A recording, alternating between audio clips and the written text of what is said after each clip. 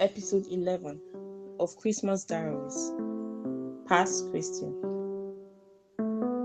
Rishi's first call to his father went straight to voicemail. After a brief pause, he decided to call one of the twins instead. He dialed Kyra, the older twin sister. She answered immediately. Rishi, where are you? Kyra asked, her voice sharp with worry. Everyone is worried about you. Where have you gone? Rishi was silent for a moment, then asked about their mother. Sonia, he whispered. Kyra explained that their mother had gone to the altar early that morning to pray for Rishi's safe return. Almost immediately, she began recounting what had happened the night before, how their father, Pa, had organized a search team and sent them out to look for Rishi. Are you on your way home? Kyra asked.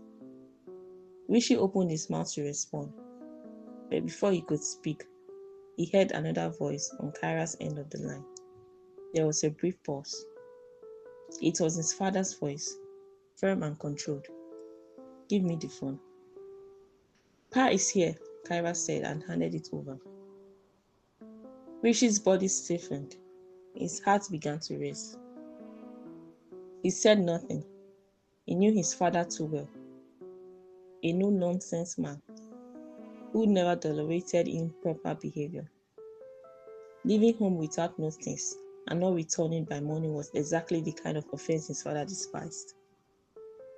Then, speaking directly to Rishi, his father said, I don't know what you are up to, but return home. Rishi swallowed hard. Pa, he replied, struggling through his words. I'm getting a job in Paleo. I'm not coming home soon. There was silence. To Rishi's surprise, his father did not explode. Instead, he asked calmly, So who do you know in Paleo? He knew Rishi's options were limited. Auntie Isha, Rishi's mother's younger sister, and her family, with whom Rishi had stayed briefly during his first 3 years of secondary school in Paleo, had moved to London with her husband and only son just a year ago.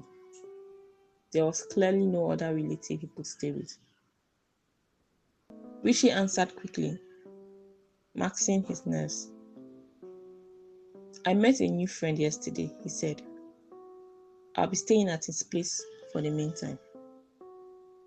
He referred to Suraya as Mel, the only way he knew his father would not react with anger. If he had said she was a woman, his father would have labeled it immoral behavior. Worse, he would have blamed their mother. That was always the pattern. Whenever Rishi or his twin sisters fell short of their father's standards, he held their mother responsible. She, in turn, would plead and accept the blame, even when it was not hers to bear. A pattern Rishi and his sisters had always hated. He treats her like she's beneath him. Kyra, the younger twin, often complained to Rishi when their father's behavior toward their mother went too far. After a brief pause, his father spoke again. Keep your phone on. We must be able to reach you at any time. Then the call ended.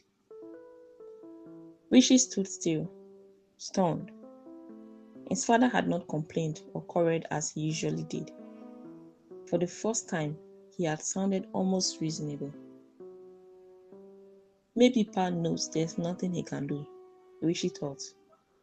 Being harsh would only push me further away. Then his thoughts shifted to his mother Sonia. Their father would blame her for this, which he knew he always did. Still, it would not change his decision. He was not going back to Gallo anytime soon. Rishi stood up and went straight to the bathroom. He would take his bath and begin his job search today. No delays, no turning back. Enjoy the episodes of Christmas Diaries at christmasdiaries.wordpress.com.